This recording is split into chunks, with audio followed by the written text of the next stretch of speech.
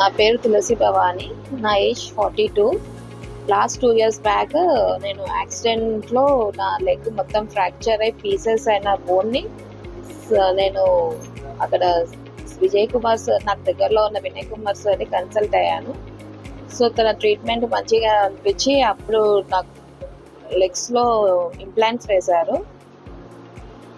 తర్వాత 2 years తర్వాత సార్ని మళ్ళీ యశోదాలో వచ్చి కన్సల్ట్ అవ్వడం జరిగింది. అంతా బాగుందని చెప్పేసి వేసిన ఇంప్లాంట్స్ మళ్ళీ రిమూవ్ చేశారు. అప్పటి నుంచి ఇప్పటి వరకు సార్ కేరింగ్ కానీ, చాలా రెస్పాండ్ అవ్వడం కానీ చాలా బాగుంది. ఇప్పుడు నేను మళ్ళీ క్యూర్ అయ్యి లోపల వేసిన ఇంప్లాంట్స్ని మళ్ళీ రిమూవ్ చేసుకొని నార్మల్గా అయిపోయాను.